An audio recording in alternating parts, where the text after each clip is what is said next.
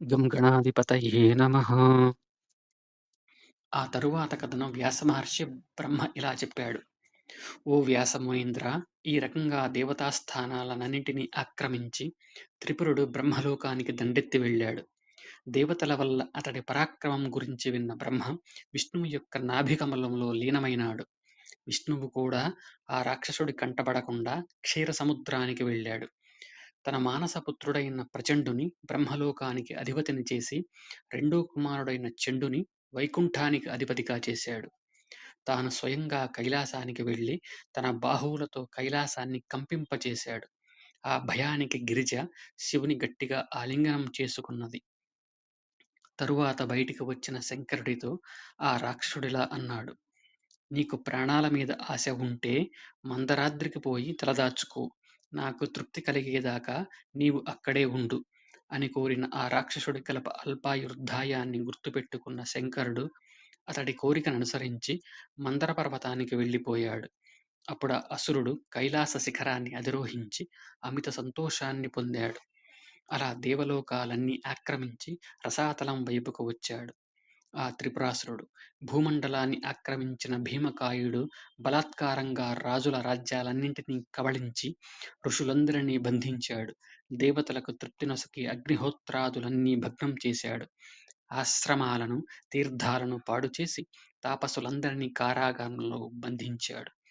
గర్భోన్మత్తుడై స్వాహాకారాలను సుధాకారాలను ద్వేషిస్తూ ఉండి బ్రహ్మవేత్తలైన భూసురులను బాధించసాగాడు. ఇక వజ్రదంష్ట్రుడు సప్త పాతాళ లోకాలకు వశపరుచుకున్నాడు. శేషుడు, వాసుకి, తక్షకుడు మొదలైన నాగులందరినీ వశపరుచుకున్నాడు. ఆ నాగుల తలపైనున్న రత్నాలన్నింటినీ తీసుకొని వచ్చి త్రిపురునికి సమర్పించాడు. ఆ రకమైన పరాక్రమం చూపిన వజ్రదంష్ట్రుడి త్రిపురుడు అభినందించాడు.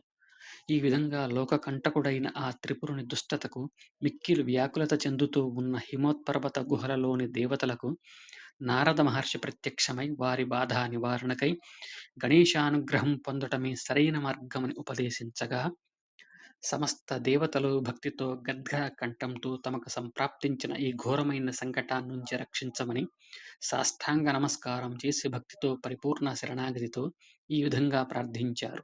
సంకటమోచన గణేశ్వరుని గురించి భక్తితో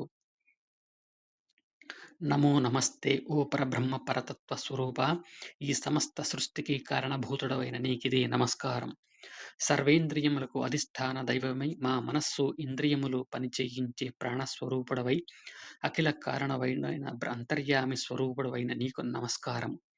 పంచభూతాత్మకుడవై సమస్త సృష్టిగా వెలుగొందును దేవా, అట్టి పంచభూత స్వరూపమునకు ఆదిభూతమైన నీకిదే నమస్కారము. పంచభూతములకు సృష్టించిన భూత స్రష్టకు పరమేష్టికిదే మా నమస్కారము. మా సర్వేంద్రియములను మేల్కొల్పి మా మనస్సు ఇంద్రియములను పనిచేయించి అంతర్యామి స్వరూప, సమస్త సృష్టికి ఆదిభూతుడైన నీకు సృష్టి స్థితి ప్రళయాదినాథుడైన పరమాత్ముడైన గణేశునికిదే నమస్కారము. ఓ సమస్త విశ్వస్వరూప, ఈ సృష్టికి కారణభూతుడవై సమస్త భూతములకు మూల కారణమైనట్టే నీకిదే ఓ కారణ నమస్కారము. ఓ వేదస్వరూప, వేదస్వరములన్నీ చేరి ప్రాణస్వరూపుడవైన ఏ పరమాత్మునిలో లీనమవుతున్నాయో అట్టి వేదాంత వేద రామరూపుడైన నీకిదే నా నమోవాకములు. మమ్ములను వరములను గ్రహించి రక్షించు. ఈ వాక్కులకు మనస్సునకు అందని పరతత్వ స్వరూపుడా, మా విఘ్నములను నివారించు. మేమిదే నీకు శరణ పొందుతున్నాము. భక్తుల మనోరథములను సంకల్ప మాత్రములో తీర్చి ఓ భక్త మనోహర మా మనోరథములు సిద్ధింపచేయి. సమస్త రాక్షస వినాశకుడా, మా సర్వ సంకటములు నివారించి అసురుల బారి నుంచి రక్షించుము. ఓ పరమ కారణికుడా, కరుణామయుడా, జ్ఞానమయుడా, అపరిమిత దయాస్వరూపుడవైన నీకిదే మా నమో వాకములు. ఓ పరమాత్ముడా, సమస్త జ్ఞానమును నశింపజేసే సుఖములను భోగములను ప్రసాదించి భక్తుల జ్ఞానమును నీ మాయచే హరించి యోగమాయ స్వరూప నమస్కారము. భక్తిహీనులైన పాషండుల సంపదలను హరించే పరమాత్ముడా, నిజభక్తులను ముక్తిని ప్రసాదించే భవబంధ వినాశకుడా, నీకిదే నా నమస్కారము. నమస్తే నమస్తే సమస్త సృష్టియంతా వ్యాపించి విభాగములేక ఏకాత్మ స్వరూపుడా విభక్తమైనట్లుగా సృష్టి రూపంలో గోచరించి అవిభక్తమూర్తి నీకిదే మా శరణాగతి.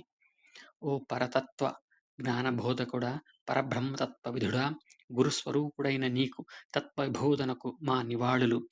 ఓ నమస్త భక్తుల బహుజన్మముల కర్మములకు సాక్షిభూతుడవైన కర్మసాక్షి జీవుల గుణస్వరూపుడవై వారి స్వభావాన్ని నడిపించి గుణనాయక నమస్కారము.